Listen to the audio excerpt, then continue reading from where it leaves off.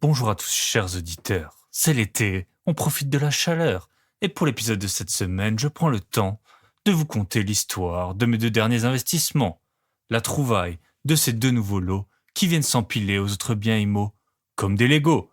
Je vous présente tous les chiffres et le pourquoi du comment, du coût et des rentrées de ces deux appartements. Je vous présente une technique d'investissement en mode feignasse qui n'empêche pas pour autant d'engranger de la caillasse. Le marché est méga tendu niveau négociation, on ne va quand même pas rester dans l'inaction. On arrête la poésie pour le moment, vous êtes bien sur le podcast de Bye Bye Patron, le podcast de la liberté, l'immobilier et des gros billets. Les écoutes vont de record en record. L'épisode de la semaine dernière avec Ismaël et son portefeuille permanent vous a visiblement bien plu. Merci à Alex67 pour son commentaire, 5 étoiles sur Apple Podcast. N'hésitez pas à l'imiter, à partager, à envoyer à votre belle-sœur, votre chien, votre grand-mère. Le Bye Bye Patron, ça intéresse tout le monde. Et on attaque l'épisode de la semaine en mode solo pépito. Jingle.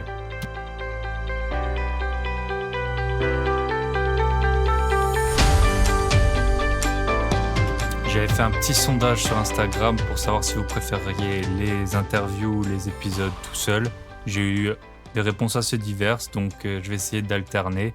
Et notamment Tony de Une vie de liberté, c'est un peu lui qui me mène, qui me montre le chemin de la création de podcast et qui m'a dit qu'il adorait les épisodes tout seul. Donc aujourd'hui, je fais un épisode tout seul, mais ne vous inquiétez pas, il y aura plein d'interviews à venir.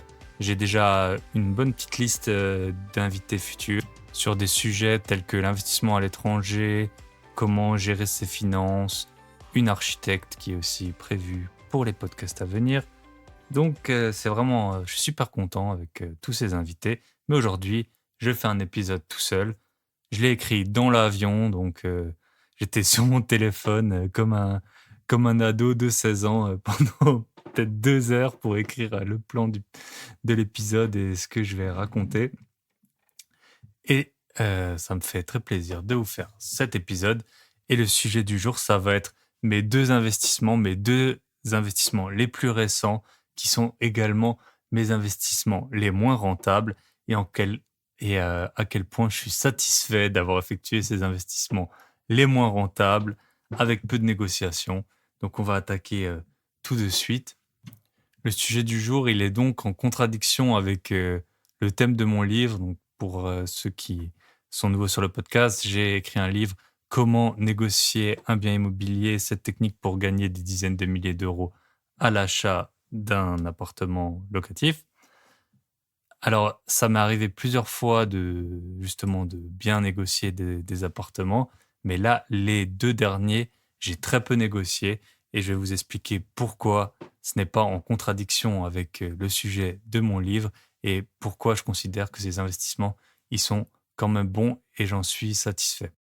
Alors, le contexte de ces investissements, dans la principale ville où j'investis, je suis investi dans plusieurs villes, mais dans celle où j'investis le plus, comme dans beaucoup de villes de France, non seulement les prix, ils ont énormément augmenté depuis la pandémie du Covid, mais également, c'est surtout la concurrence qui s'est vraiment accrue. Auparavant, j'étais tout seul, quand j'achetais, j'avais vraiment le temps, je voyais des annonces qui traînaient pendant des semaines. Là, c'est vraiment une question de jours, si ce n'est une question d'heures. Donc non seulement il faut payer plus cher, mais en plus, il faut être plus réactif. Donc les gens, ils ont visiblement trop d'argent ou il y en a trop qui écoutent mon podcast. Je sais pas, mais j'ai l'impression que c'est vraiment un phénomène qui est diffus sur l'ensemble du territoire français, au moins pour les villes de taille moyenne, donc 50, 100, 200 000 habitants. Les prix, quand on regarde une carte de France, il y a des villes dont on n'entendait jamais parler qui ont vraiment vu leur prix totalement exploser, alors que les villes vraiment chères, Lyon, Paris, Bordeaux, visiblement, les prix, ils n'ont pas connu cette même hausse. Donc, je pense que les gens, ils sont peut-être aperçus qu'il y avait une totale décorrélation entre les prix dans ces villes et par rapport aux villes moyennes. Donc, en tout cas, le fait est que quand vous cherchez un bien immobilier, il y a vraiment plus de monde sur les achats. À chaque fois que je parle avec des agents, tout le monde me dit voilà que c'est la folie en ce moment. Donc, les investissements que je vais vous présenter, ils ont été effectués dans ce contexte qui est quand même ultra tendu. Et à la fois, c'est une bonne chose cette hausse des prix parce que moi, j'ai déjà des biens dans ces villes où les prix ils ont augmenté. Mais pour le futur, voilà, les investissements à venir, et ben, ça complique, les choses en termes notamment de pour trouver, des bonnes rentabilités. Donc les investissements que je vais vous présenter, ils correspondent selon moi à ma vie d'investisseur, à ma on va dire la période dans laquelle je suis, qui consiste pour l'instant à enchaîner les achats et des achats qui s'autofinancent. Il y en a qui ont des meilleures rentabilités, mais pour moi, l'objectif principal en ce moment, c'est vraiment d'enchaîner les achats pour, faire grossir, mon patrimoine, le plus rapidement possible. J'ai pas besoin de cash flow, j'ai pas besoin de vivre sur, mon immobilier. Donc je cherche pas à tout prix à optimiser chaque bien pour avoir le plus de rentabilité possible. Moi, ce que je cherche à faire, c'est acheter en le moins de temps possible des, heu, des appartements avec une rentabilité que je considère comme correcte et suffisante. C'est pas pour tout le monde si vous êtes à votre premier investissement ou alors que vous avez des capacités d'emprunt qui sont limitées. Il va falloir peut-être rechercher à tout prix une bonne rentabilité, donc peut-être au moins 10 brut. Vraiment, c'est le minimum. Si vous sentez que après vous allez être bloqué, pour vos prochains investissements. Moi, j'en suis pas à cette période, donc mon but, c'est vraiment de pouvoir acheter, le maximum de biens qui s'autofinancent. J'ai aussi, pour projet en ce moment d'acheter des biens qui sont relativement récents. Donc relativement récents, c'est au plus vieux construit en 1990. Chacun a sa vision de ce qui est récent ou non, mais avec les normes qui changent, notamment les DPE, les immeubles plus anciens, pour l'instant, j'essaye d'éviter.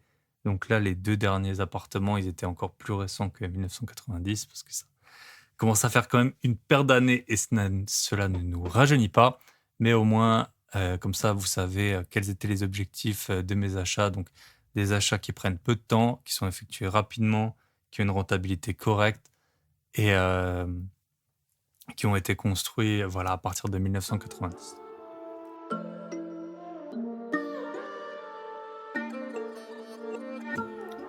Premier achat, il s'agit d'un appartement de type T2, donc une chambre, un séjour, légèrement mansardé. Il fait 42 mètres carrés loi Carrez, 52 mètres carrés au sol. L'appartement, quand je l'ai visité, il était en très bon état. La salle de bain elle avait été refaite. Idem pour la cuisine. Le seul problème, le seul truc qui clochait, c'était l'électricité. Donc quand je suis passé dans l'appartement, j'ai vu rapidement qu'il y avait des prises qui n'étaient pas aux normes et que le tableau, il était un peu vieillot. Je vous renvoie à l'épisode que j'ai fait sur les diagnostics. Mais en gros, c'était pas énorme. L'électricité, ça peut faire peur, mais quand les logements ils sont pas non plus ultra anciens, les mettre aux normes, c'est pas forcément un coût qui est, très significatif. C'est pas comme, il y a des problèmes qui sont beaucoup plus graves. Pour moi, c'est le plomb qui est vraiment un problème, qui est grave et compliqué à régler. Mais pour l'électricité, ça se gère. Donc à part ça, heu, les prises, le tableau électrique et il y avait le chauffe-eau, on voyait qui ou boiler, ça dépend des appellations selon les personnes. On voyait qu'il sera bientôt à bout de souffle. Pour l'instant, il avait l'air de fonctionner, mais on voyait que, on donnait pas cher de sa peau à long terme.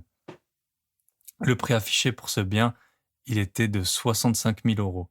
Il s'avère que je connaissais l'agent immobilier, c'était un peu par hasard, en fait, c'est mon associé qui a appelé et ensuite quand on a fixé le rendez-vous où c'est moi qui allais visiter et ben, je me suis aperçu que c'était, une agent immobilier que je connaissais donc j'ai discuté, avec elle, rapidement, le bien il était pas très grand, voilà, il était déjà en très bon état. J'ai discuté avec elle rapidement sur, les négociations possibles. Elle m'a dit que ça allait être tendu. Moi, j'ai fait mes calculs, rapido presto, ça semblait passer, au niveau, du loyer qui allait pouvoir être demandé et du prix payé. Donc le prix affiché, il était à 65 000 euros et moi j'ai fait une offre à 62 000 euros qui, après une négociation difficile, comme tous les agents immobiliers le disent toujours, est passé. Donc 3 000 €, c'est pas énorme. Donc j'ai justifié la petite négociation sur base des travaux d'électricité et du boiler. Pourquoi, en fait, j'ai, négocié seulement si peu? Déjà, j'ai fait plein d'offres, récemment et et j'ai des biens qui me sont passés sous le nez vraiment à quelques milliers d'euros près.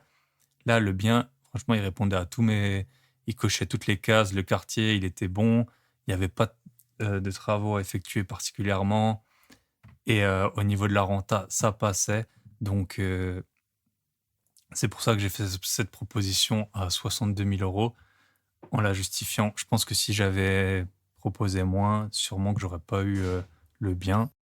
Dans mon livre, je vous explique comment reconnaître un bon vendeur et celui-ci, c'était pas particulièrement un bon vendeur. Premièrement, il était jeune, donc généralement les jeunes, ils ont acheté il y a pas longtemps, c'est compliqué de négocier avec eux et ils ont vraiment besoin d'argent et deuxièmement, il travaillait en Suisse.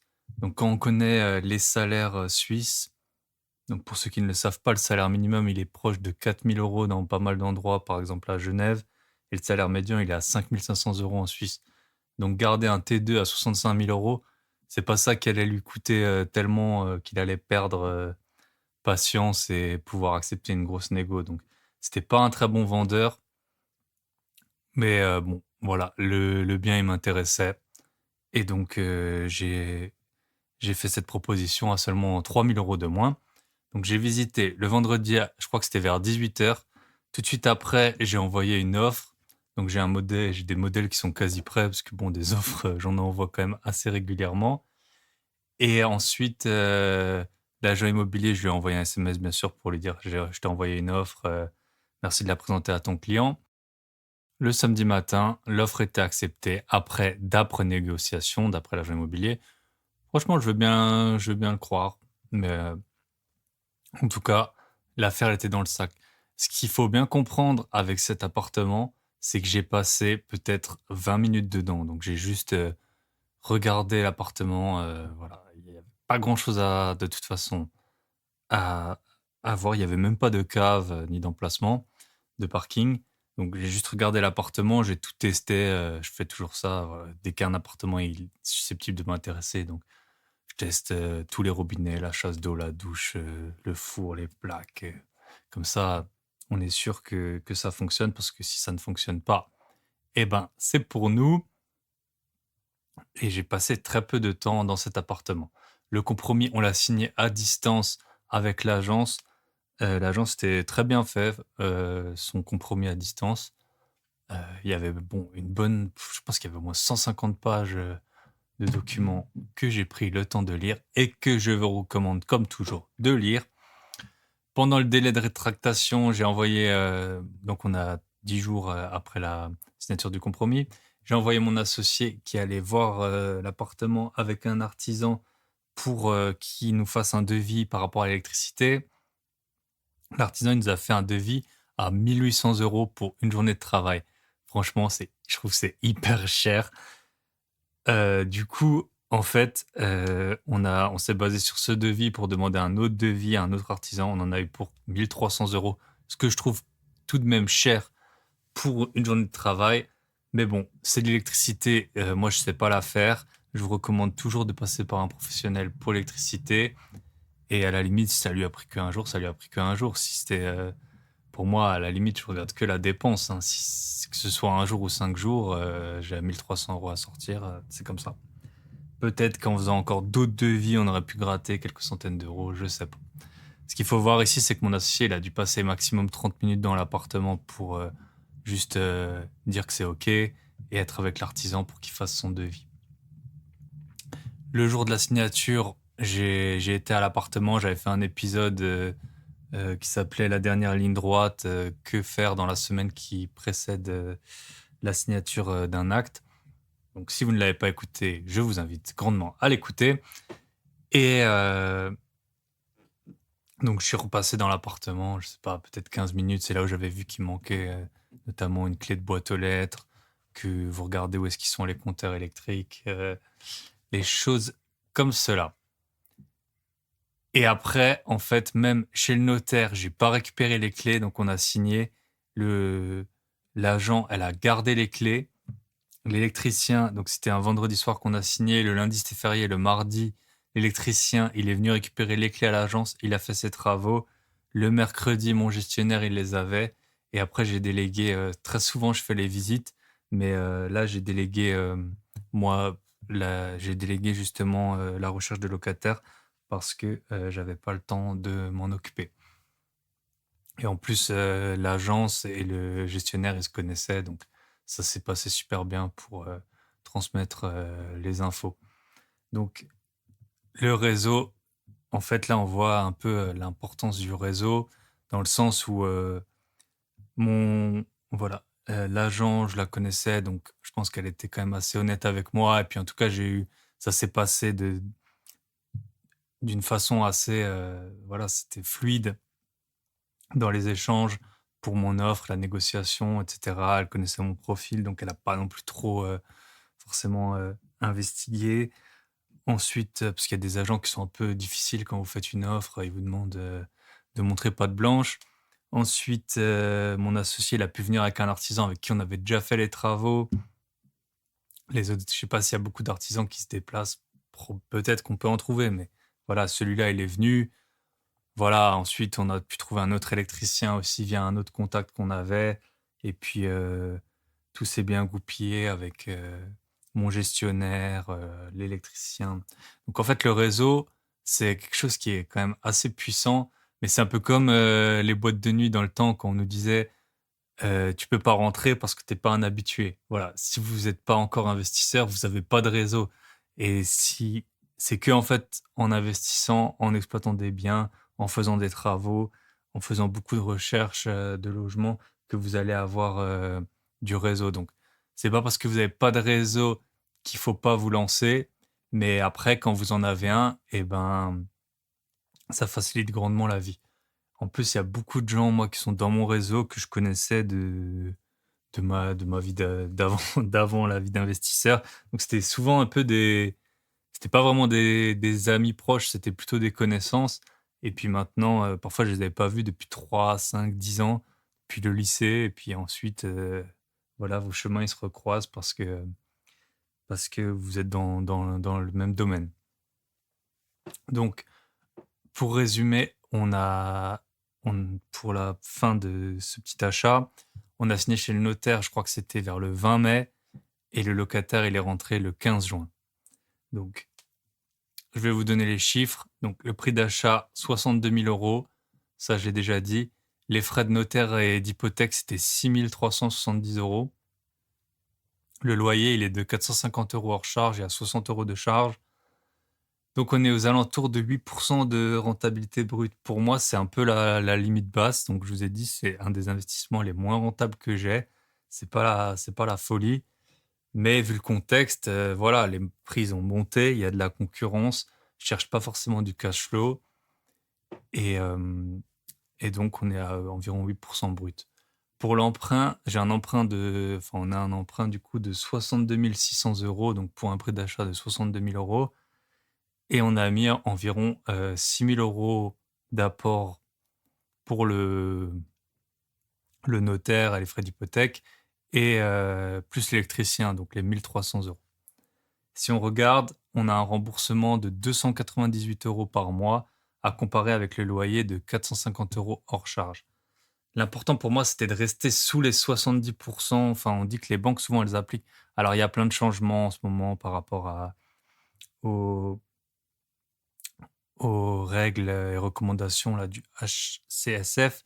Mais en tout cas, les banques ont dit d'habitude qu'elles prennent 70% du remboursement, enfin du loyer pour le comparer avec le remboursement. Donc, moi, le but, c'est de poursuivre les investissements. Là, avec 450 euros, souvent les banques, en plus, elles prennent le loyer charges comprises. Donc, si on regarde charges comprises, mon remboursement, il représente 58% du loyer. Donc, pour la banque, c'est pas ça qui va être un frein pour les prochains achats. Donc, c'est vraiment ça qui est un bon point. C'est aussi pour ça que qu'on met un peu d'apport. Alors bon, franchement, on a eu un emprunt qui était supérieur au prix d'achat, donc on s'en sort quand même pas trop mal. Mais voilà, grâce à ça, tout tourne, à mon avis. Une fois qu'on aura mis tout bout à bout, c'est un appartement. Donc là, on regarde remboursement 298, loyer 450. C'est un appartement pour moi qui va nous coûter zéro et nous rapporter zéro, en tout cas chaque année en cash flow. Parce que bon, après, il y a les taxes foncières, il y a les imprévus, parfois il y a de la vacance. Mais le plus important, et c'est vraiment l'objet de cet épisode du podcast, c'est que c'est un appartement, un investissement qui m'a pris quasiment pas de temps ni d'énergie. Donc j'ai passé 20 minutes à la première visite, 15 minutes le jour de la remise des clés, enfin de la signature chez le notaire. Mon associé, ça lui a pas pris de temps non plus. Il est passé, je sais pas combien de temps il a passé, peut-être de 20 ou 30 minutes. Donc, si on compare par exemple avec un mois d'épisodes de podcast à produire, ça me demande beaucoup plus de temps et d'énergie que cet achat. Et c'est pas pour autant que j'ai 450 € qui tombent tous les mois grâce à ça. Et en plus, une possibilité de plus-value qui, à mon avis, est déjà présente sur ce bien parce que c'était un bon achat. Il faut pas croire que j'ai acheté n'importe quoi. Des annonces, j'en ai vu des centaines, des visites, j'en ai fait des dizaines. Et quand on voit un bien qui correspond, eh ben, il faut y aller. Et donc, faut pas acheter n'importe quoi. Mais parfois, quand quelque chose remplit les critères que vous cherchez, moi, c'est environ 8% de rentabilité brute minimum. Donc, minimum, j'avais en fait jamais fait d'investissement si peu rentable, mais on voit que ça rentre quand même dans les clous. Et c'était vraiment dans mon objectif de multiplier les investissements, quelque chose qui était, à mon sens, cohérent. Et en plus, donc j'ai dû passer, à mon avis, en tout une quinzaine d'heures sur cet achat. Donc je veux dire entre, le dossier bancaire, aller chez le notaire, lire le compromis, les offres de prêt, lisez bien tous les documents, faire le nouveau mandat avec le gestionnaire, voilà, ça prend toujours un peu de temps. Vous devez lui envoyer la preuve de propriété. Vous devez ensuite, signer, le mandat de gestion pour ce nouveau bien. Donc tout ça, ça prend quand même un peu de temps. Mais c'était vraiment du temps, c'était détendu, il y avait pas de pression, il y avait pas de les travaux d'électricité, ils ont été faits rapidement, c'était vraiment le niveau zéro d'effort pour un investissement. Je pense que la suite, c'est les SCPI, mais faire moins que ça, c'est pas je vois pas comment on peut faire moins que ça, à part peut-être avoir acheté un appartement nickel déjà loué et déjà rentable, mais bon. Franchement, je suis très satisfait de cet achat. Je vous rappelle que pour tomber sur ce bien, j'ai fait plein de visites, j'ai fait plein d'offres, mais c'est une affaire qui tourne vite fait, bien fait. J'en ai plus entendu parler depuis. Bon, ça fait seulement un mois qu'il est loué, mais voilà, tout s'est passé comme prévu. Le loyer au prix qu'on pensait. Ça se trouve, on aurait même pu le louer un peu plus cher, mais ça rentrait dans. Il y a un moment, il faut pas chercher à midi à 14h. L'appartement, il a été loué rapidement. On est très content. Vite fait, bien fait. On passe au second investissement. Le deuxième appartement, donc c'est un peu le même genre. Je vois l'annonce apparaître, je sais plus quel jour de la semaine c'était. J'appelle immédiatement et je planifie une visite le lendemain le plus tôt possible. Sur les photos, j'avais reconnu l'endroit.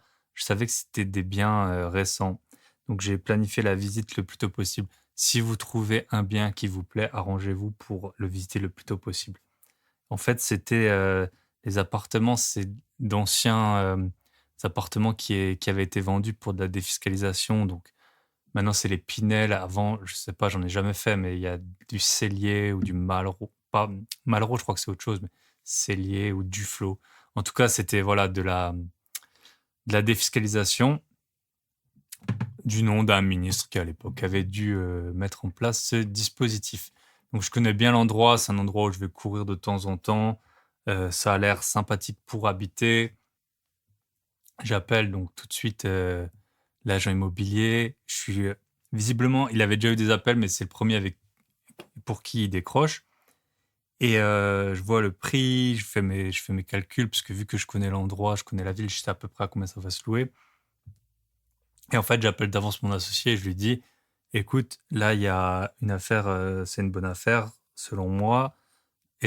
Mais par contre, je pense que ça va être impossible de négocier. Est-ce que t'es d'accord pour que je lui dise OK au gars quand je visite et sans négocier. Donc là, c'était vraiment sans négocier. Je pense que ça m'est déjà j'ai déjà acheté sans négocier des très bonnes affaires, mais je pourrais plus dire combien. Mais en tout cas, c'est quand même assez rare que je négocie rien du tout et surtout, des offres, si on se met sur la base de toutes les offres que j'ai pu envoyer, on doit être, largement moins de 10. Donc là, l'appartement, il a une dizaine d'années vu que c'était en fait la fin de ce programme, de défisc et je me dis: «Je connais l'endroit, je connais, l'appartement, il a une dizaine d'années, il peut pas y avoir de surprise, immense». Donc en arrivant à la visite, il s'avère donc là, de nouveau, le réseau, en fait, l'agent, je le connaissais vite fait, on va dire. Je l'avais déjà, vu sur une autre visite et il s'avère que c'était le mari d'une fille qui était au lycée avec moi. Donc lors de la première visite, on avait, voilà, on avait fait le rapprochement et du coup, ça s'est super bien passé la relation que j'ai pu avoir avec cet agent et il faut comme le souligner, c'est plutôt un bon agent immobilier, ce qui, ne court pas forcément les rues et il me dit d'emblée, «On fait la gestion de cette copro, donc je connais bien, le secteur et on vend petit à petit les appartements, ça part super vite. J'ai 8 visites prévues aujourd'hui». Donc je vois l'appartement, c'est un T2, 50 carrés. Il y a un garage, un box, il est bien lumineux, il y a un grand balcon qui fait tout l'appartement et vraiment il est vraiment chouette. Tout était aux normes vu que l'appartement il est récent. Les diagnostics, ils n'avaient pas encore été faits vu qu'ils venaient de paraître sur le marché. Mais bon, il y avait vu que c'était, depuis 10 ans, il pouvait y avoir des surprises, mais il y en a pas eu en fait, tout était OK. Ce qu'il fallait faire, c'était, un coup de peinture et mettre une cuisine équipée parce que, il y avait juste, un évier. Bref, du coup, moi, je vois l'appartement, je lui dis: «Écoute, pour moi, c'est bon, je vais appeler, mon associé et dans 10 minutes, je te rappelle». J'ai fait ça et voilà, je lui ai confirmé avec mon associé, c'était bon et on a donc à 9h10 et ben, l'affaire était pliée. Lui, il était tout content, il a pas eu à faire ses 8 visites de la journée. Moi, j'étais tout content, d'avoir trouvé un appartement, franchement qui est vraiment sympa. Pareil, je suis passé, peut-être 20 ou 30 minutes, ouais, je pense que c'était 20 minutes à visiter donc ça s'est passé super vite.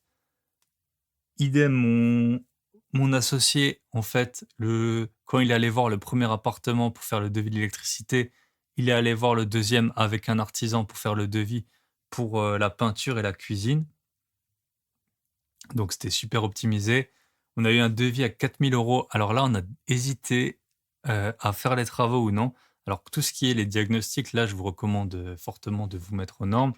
Là, la peinture et la cuisine, j'avoue que 4 000 €, je trouvais ça un peu cher et en fait, je me suis dit surtout la peinture, bon, OK, il faut la faire, mais vous savez pas combien de temps ça dure donc 4 000 €, ça allait représenter pas loin de pas un an de loyer, mais quasiment donc franchement, ça m'embêtait un peu. Du coup, heu, bah, je vais en parler plus tard par rapport à ces travaux, mais la semaine de la signature, on finalise tout avec, l'agent IMO. Il m'a carrément, donné les clés en fait, pendant la semaine. Donc moi j'étais super super content, j'avais déjà les clés avant même d'avoir signé chez le notaire, pourquoi pas. Dans ce cas-là, c'est mieux quand même que l'appartement il soit assuré dès que vous ayez les clés. Mais, la semaine en fait c'est un appartement pour moi, il se louait avec le box 550 € hors charge. Et en fait, quand j'ai posté l'annonce sur Le Bon Coin, donc là, on a signé, c'était il y a vraiment pas longtemps, c'était en juillet et donc juillet, je pense, c'est pas la meilleure période, hein, plutôt, août, voire deuxième quinzaine d'août, c'est bien et là, en fait, j'avais aucun retour. Alors je trouvais ça super étonnant parce que pour moi, c'était un bon prix, 550 €.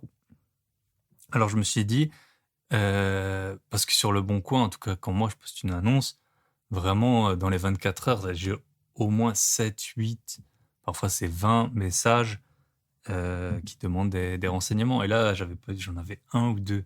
Donc ça, j'avais fait le lundi. Le mardi, j'ai reposté. Pareil, pas de touche, donc je me suis dit: «Ce que je vais faire, je vais le mettre à 490 et puis, je vais mettre le parking à 60 € dans la description du, de l'annonce Le Bon Coin. Le Bon Coin, il m'a refusé 2 coups sur coup. Euh, En plus, quand il vous refuse les annonces, c'est pas toujours très clair. J'avais pas tout de suite compris que c'était à cause de ça. Il m'a refusé coup sur coup de cette histoire de parking en supplément. Donc, je me suis dit, ce que je vais faire 2 annonces. Une pour l'appartement et une pour le box.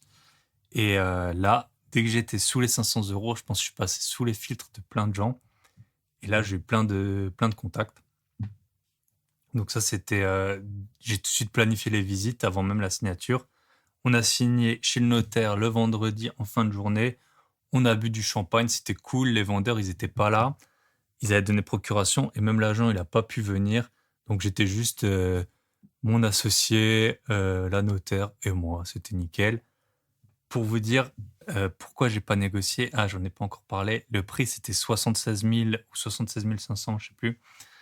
Et en fait, dans l'acte notarié, vous voyez très souvent à combien les gens ils ont acheté l'appartement. Et là, c'était indiqué qu'il avait acheté 137 000 euros il y a 10 ans. Donc 137 000 et moi, nous, on le paye 76 000. Donc vous voyez pourquoi je considère que c'est une bonne affaire et pourquoi tout ce qui est Pinel et tout, je trouve, en tout cas, pour moi, dans les villes où j'investis, je pense dans les villes où l'immobilier il est cher, peut-être qu'il y a un intérêt, j'en sais rien, mais dans les villes où l'immobilier il est pas cher, vous voyez bien, ils ont acheté 137 000 et nous, on le rachète 76 000. Donc, je vais vous donner un bon conseil si vous voulez pas payer d'impôts. C'est très simple. Vous vendez moins cher que vous achetez.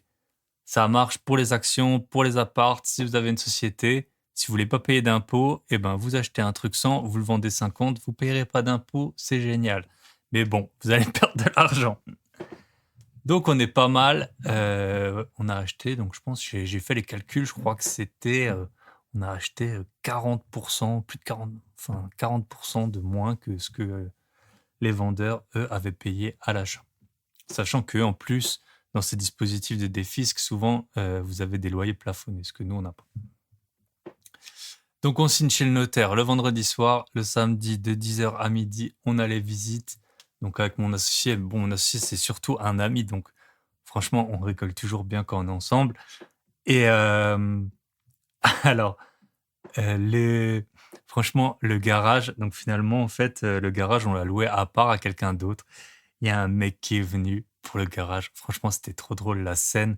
Il est venu avec ses 2 filles, mais c'était les gosses, ils étaient enragés. On avait l'impression elles étaient droguées. Elles avaient, je sais pas, 7, 8 ans. Elles couraient partout, elles tapaient partout, ça sautait, ça criait. Et le locataire, il gueulait sur ses filles. Calmez-vous, calmez-vous. Sinon, je vous en colle une, je vous en colle une. Ouais, calmez-vous. Franchement, il arrêtait pas. Tout le monde gueulait.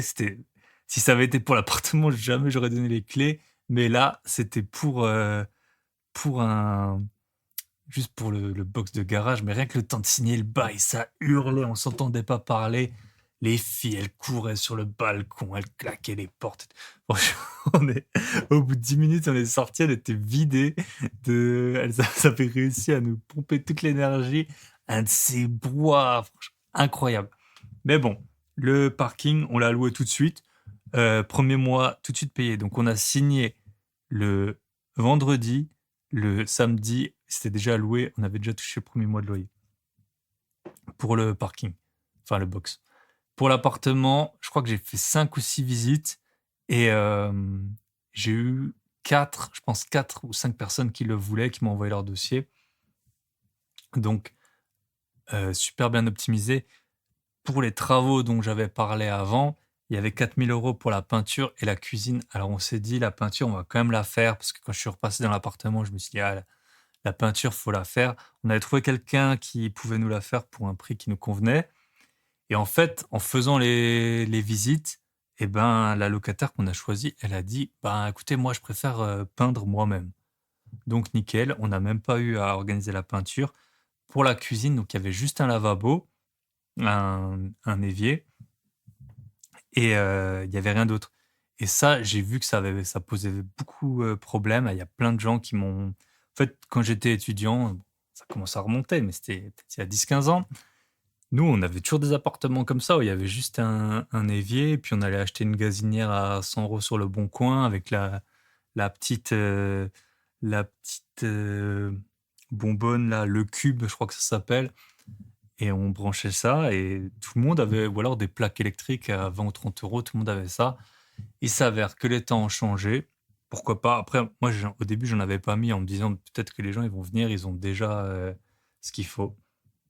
Mais je voyais bien que ça posait problème, donc si vous avez des appartements comme ça sans cuisine équipée, la gazinière et le frigo, je pense que c'est indispensable de les mettre.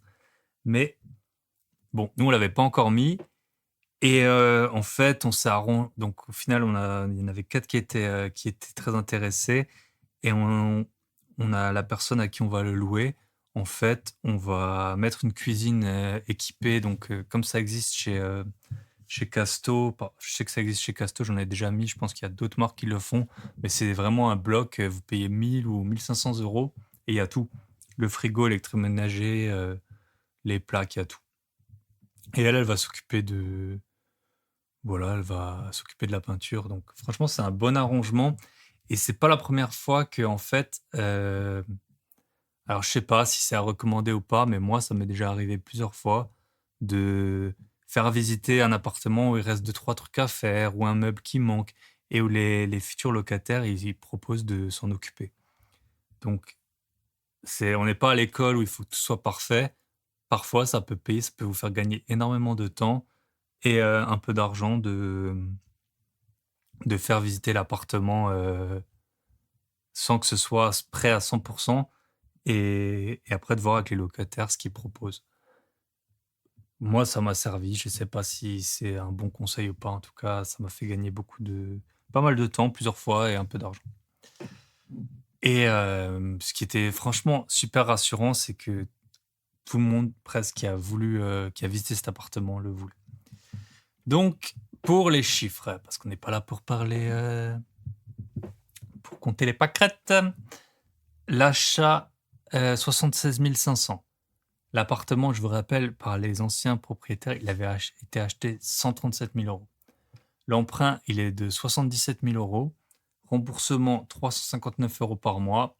Frais de notaire et d'hypothèque, 7 000 €. Donc, les 7 000 €, on les a payés de notre poche. Le loyer, c'est 490 € sans les charges. Les charges, c'est 70 €, je pense.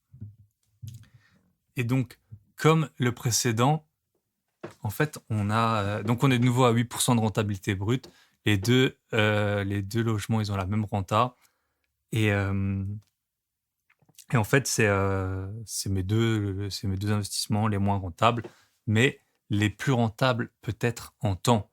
Parce que, pareil, j'ai passé 15-20 minutes à la première visite, 15-20 minutes à la remise des clés. Mon associé, il est passé une seule fois. Ensuite, on a passé 2 heures à faire les visites et franchement, c'est bien. Moi, j'aime bien faire les visites. Déjà, je rencontre les gens, je parle avec eux. C'est vraiment pas Pour moi, c'est vraiment pas une contrainte. La petite contrainte, c'est organiser le planning pour les visites pendant la semaine. Puis là, j'ai eu mes histoires de l'annonce Le Bon Coin qui a sauté, qui a pas sauté. Mais par exemple, si j'avais délégué la mise en location, bah, je me serais pas aperçu qu'avec les 550 €, il y avait pas de demande. Donc peut-être que l'été avançant, les étudiants allaient arriver et allaient, je vais y arriver, allaient s'intéresser à ce type de bien. Mais en tout cas, le fait que je m'en sois occupé moi-même, j'ai vu en 24 heures, boum, ça marchait pas. Je remets une annonce, boum, ça marche pas. Je fais une autre technique. Donc, 550 € par mois, pas les charges, le loyer, plus le box. Alors, les leçons qu'on va en tirer de ces 2 investissements. Vous pouvez prendre note, tout le reste, c'est un peu du storytelling. Là, il y a 7 conseils et les leçons qu'on peut tirer de ces investissements. Le premier, c'est un constat, le marché il s'est envolé, en tout cas dans les secteurs où j'investis, le marché il s'est envolé. Personne ne sait si ça va continuer comme ça ou non. Il faut s'adapter. J'ai commencé à visiter dans d'autres endroits un peu plus petits. J'ai pas pris le temps forcément de faire beaucoup de visites et j'ai un peu, du mal pour l'instant encore à apprécier la demande locative. Beaucoup de gens disent qu'il y en a, des agents m'ont dit qu'il y en avait, j'ai un peu testé déjà sur Le Bon Coin. Je suis pas encore, forcément convaincu et puis je voulais surtout boucler ces 2 investissements avant de me consacrer au suivant. Moi, je préfère faire les achats dans l'ordre. Là, j'avais même les 2 d'un coup donc mais vu qu'ils prenaient très, très peu de temps et ben, on ça a été. Donc la première leçon, c'est le marché il s'est envolé, maintenant il faut s'adapter. J'ai acheté mes 2 biens les moins rentables. Pourquoi? Parce que le marché, il est un peu devenu fou. C'est comme ça, on s'adapte.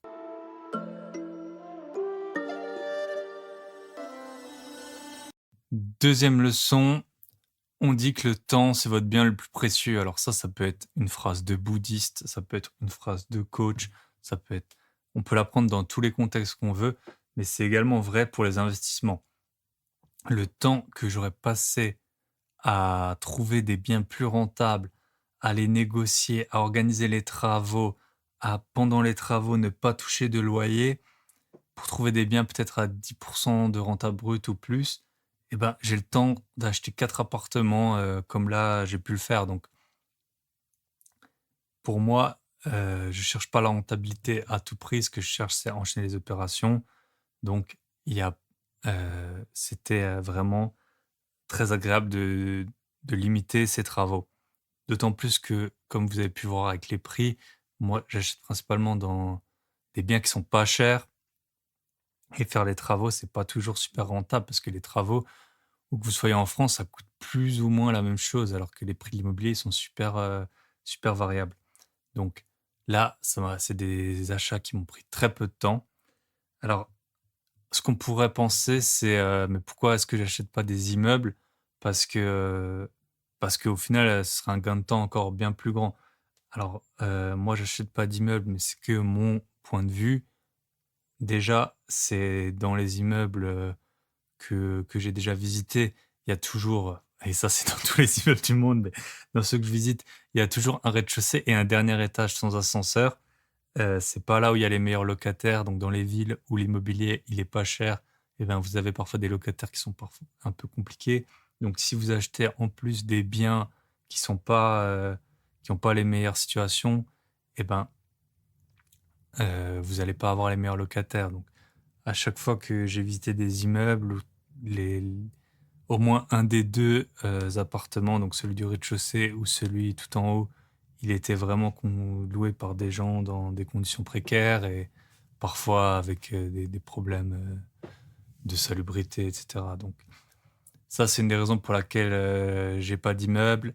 La deuxième, c'est que du coup, je trouve qu'il y a une concentration des risques en fait à un seul endroit. Par exemple, j'ai un ami qui a un immeuble et l'immeuble d'à côté, il s'avère qu'ils ont loué à des gens qui ont des problèmes sociaux et qui mettent la musique à fond. Quand, les locataires de l'immeuble de mon ami, ils appellent la police, elle vient pas. Donc si ça vous arrive sur un appartement, c'est déjà super gênant, mais là, lui, il a 5 appartements en gros qui sont qui sont dérangés par ces nuisances et personne ne va rien faire pour l'aider. Donc c'est aussi une des raisons pour lesquelles j'ai pas d'immeuble. Et après, il y a d'autres raisons, voilà, le syndic, j'ai pas envie de m'en occuper, heu, j'ai pas envie de quand vous avez un immeuble, il y a quand même plus de responsabilités bien souvent. Si vous avez un problème avec le toit, des inondations et cetera, et ben, ça va être à vous de vous ça va être votre responsabilité. Donc personnellement, c'est pas, ce que je recherche. Il y a des profils à qui ça convient, moi, c'est pas mon cas.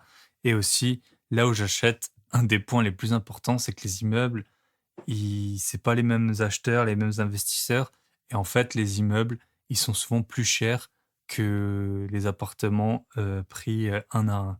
Donc, si par exemple, je dis une bêtise, vous avez des appartements que vous achèteriez 80 000 euros, il y en a 5. Donc, si vous vouliez acheter les 5, normalement, ce serait 400 000, mais l'immeuble, il va être affiché à 500 000 et il va partir entre 400 et 500. Donc, pour avoir moins de renta et plus de problèmes, c'est pas mon idée.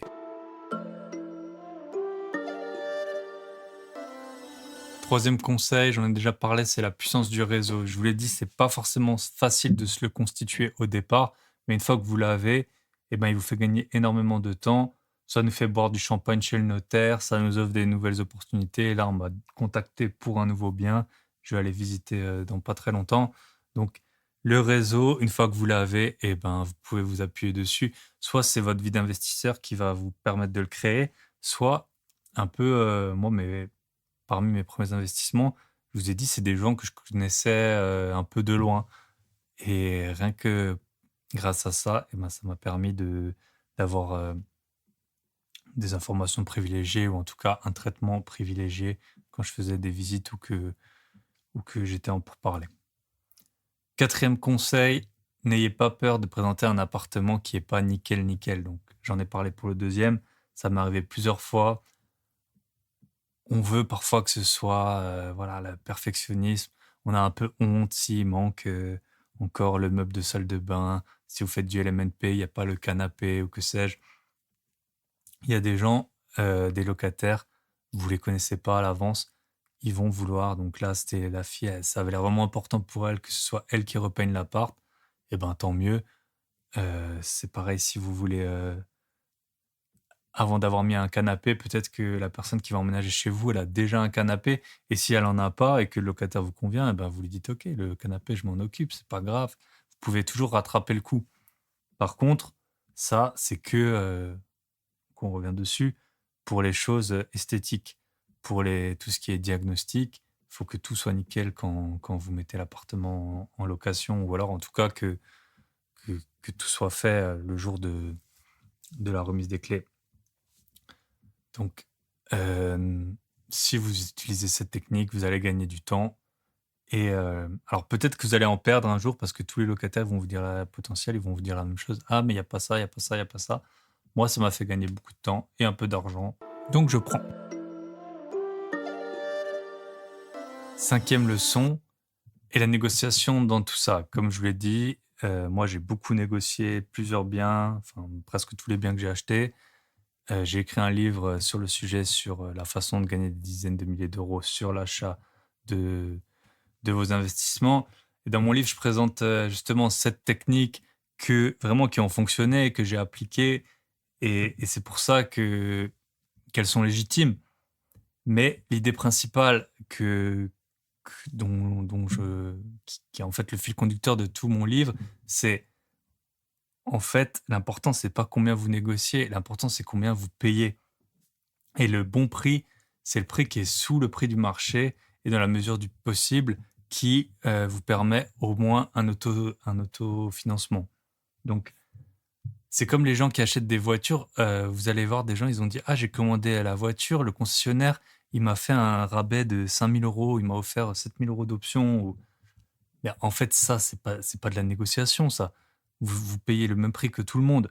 Donc, c'est pas parce que vous avez 5 ou 10 000 euros de rabais que vous avez fait une bonne négociation. Ce qui compte, c'est combien vous payez. Si là, vous sortez la voiture de la concession, très probablement, vous la vendrez pas au prix que vous l'avez achetée. Donc, ça veut dire que c'est pas une bonne affaire. L'important, quand on négocie ou non, enfin, quand on achète, en fait, c'est de faire une bonne affaire. Et moi, quand j'achète un bien 40% de moins que ce que les précédents acheteurs, ils ont payé et qu'il y a 8 visites prévues moins de 24 heures après l'annonce qui est publiée de l'appartement, pour moi, j'achète sous le prix du marché et c'est une bonne affaire. Donc là, il n'y a pas besoin de négocier. Si j'avais négocié 300 euros, eh ben, l'appartement, il me passait sous le nez. Là, j'ai acheté un appartement, j'ai passé quelques heures sur le projet, j'ai rien fait, que ce soit en travaux moi-même, on a fait seulement un devis, j'ai fait les visites, j'ai passé un bon moment, c'était cool, c'était rapide, c'était sans prise de tête, l'investissement, il tourne, et c'est ça qui compte. Donc, j'ai dans mon livre, pour ceux qui l'ont pas lu, j'ai justement une section sur quand ne pas négocier. Et là, on était typiquement dans le cas de figure où il fallait pas négocier. Quand vous avez eu 8 visites ou 10 visites prévues moins de un jour avant la, moins de un jour après la publication d'une annonce, eh ben, vous n'allez pas pouvoir réinventer la roue. Il va falloir payer le prix affiché. Si vous voulez négocier fortement, ça va être sur d'autres biens avec d'autres caractéristiques. J'en ai déjà acheté plusieurs, ils sont rentables, ils ont des rentabilités bien supérieures encore à 10%, mais ils m'ont pris souvent beaucoup plus de temps et d'énergie. Là, vous voyez, c'était vraiment le niveau 0 ou 0,5 quand j'ai fait moi-même les visites pour trouver les locataires de l'effort de l'investisseur immobilier. Donc, je vois sur Instagram, il y a plein de gens qui font des travaux eux-mêmes, c'est leur premier bien. Ils sont, ça fait partie du jeu, on l'a tous fait, mais arrivé à un moment, ce qui compte, c'est trouver des biens rentables, les enchaîner et puis économiser au maximum son temps et son énergie. Donc, négocier, c'est bien beau, mais l'important, c'est vraiment le prix que vous payez. S'il n'y a qu'une chose à retenir, c'est vraiment ça. Donc, faites, euh, prenez connaissance du marché, prenez connaissance des prix, faites des offres. Moi, j'ai débouché sur ces offres au prix parce que j'ai fait peut-être, je sais pas, une dizaine d'offres en 2021 et j'ai bien vu que c'était très compliqué de négocier sur plusieurs types de biens. Il y avait même un immeuble. Avant, je vous ai dit que les immeubles, j'étais pas trop friand, mais même un immeuble, des biens avec travaux, des biens sans travaux. J'ai vu que le marché il était ultra tendu. Donc, ça, c'est la conséquence de toutes les visites précédentes. Ne payez pas à la première visite que vous faites dans une ville le prix affiché. C'est pas tout ça l'idée. L'idée, c'est d'avoir une bonne connaissance du marché, une bonne connaissance de la tendance, et ensuite, vous allez faire votre offre en conséquence.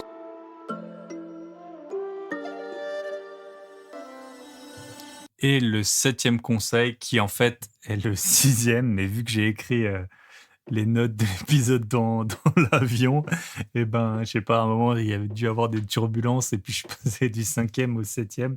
C'est soyez prêts à sauter sur l'occasion. Pour les 2 investissements dont je vous ai parlé, j'étais super réactif. Il y en a un, dans les 2 cas, j'ai fait les offres. Dans les minutes qui ont suivi la visite, j'ai même pas attendu 1 heure. Pourquoi j'ai pu faire ça?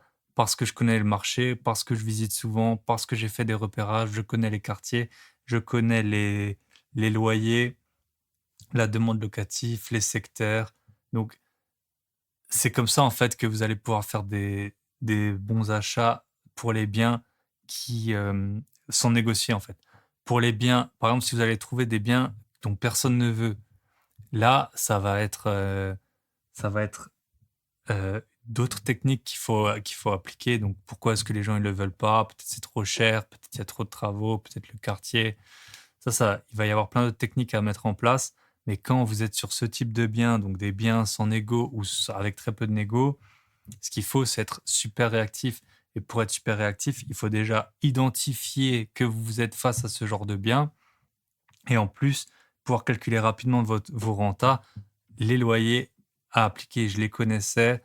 Les prix du marché actuel, je les connaissais. La tendance, je la connaissais. J'avais tout qui était prêt. Les offres d'achat, dans mon livre, j'en ai une qui est pour modèle. Eh ben, elle est déjà prête voilà, dans mes mails. Donc, en quelques minutes, j'envoie une offre.